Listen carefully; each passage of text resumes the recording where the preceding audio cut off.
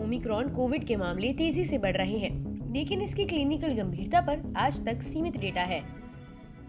Equity बाजार Omicron पर भी पिछली कोविड लहरों की तरह रिस्पॉन्ड कर रहा है। पिछले 18 महीनों से ज्यादा समय में देखा गया मजबूत बुलिश फेज अब बियरिश होता हुआ लगता है। दोनों बेंचमार्क इंडेक्स अपने 52 सप्ताह के उच्च स्तर से 10% नीचे कारोबार कर रहे हैं। NSE निफ्टी 11% नीचे है, जबकि BSE सेंसेक्स 52 हफ्ते के उच्च स्तर से 10% टूट गया है। पिछले एक महीने के दौरान दोनों इंडेक्स में करीब 5% की गिरावट आई है और पिछले एक हफ्ते में करीब 4% की गिरावट दर्ज की गई है।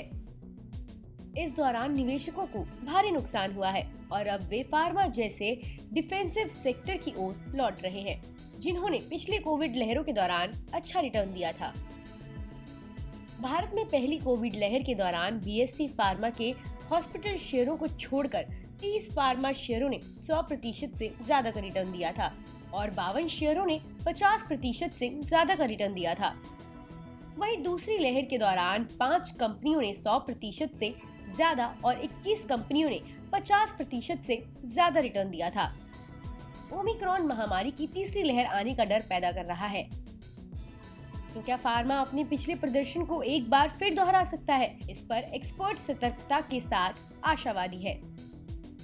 राइट रिसर्च की सुमन श्रीवास्तव ने कहा, फार्मा क्षेत्र में तेजी के संकेत दिख रहे हैं, लेकिन मैं ये नहीं कहूंगी कि ये गति केवल ओमिक्रॉन के डर की वजह से है, क्योंकि ये रुझान उससे थोड़ा पहले शुरू हुआ था।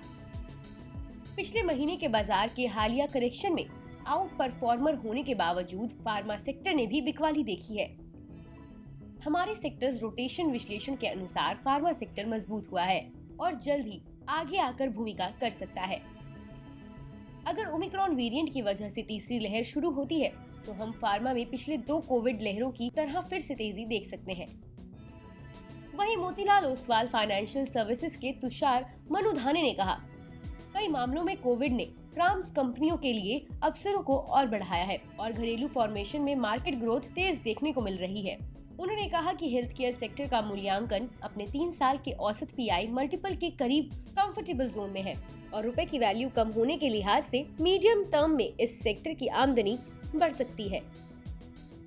HDFC सिक्योरिटीज के रिटेल रिसर्च हेड दीपक जसानी ने कहा, ऐसे समय में फार्मा स्टॉक जैसे डिफेंसिव शेयरों के पक्ष में फिर से तेजी देखने को मिल सकती है और दूसरे सेक्टरों की तुलना में कम गिरावट भी देखी जा सकती है। हेम सिक्योरिटीज के मोहित निगम ने कहा, कोविड-19 की आशंका के बीच हमें एक बार फिर फार्मा सेक्टर में ज्यादा आतिशबाजी की उम्मीद नहीं है।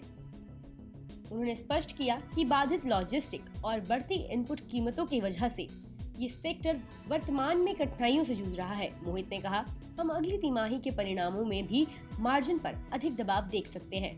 हॉस्पिटल प्रोड्यूसर्स और दवा की बिक्री भी प्रभावित हो सकती है। मार्केट की तमाम अपडेट के लिए देखते रहिए मनी कंट्रोल हिंदी।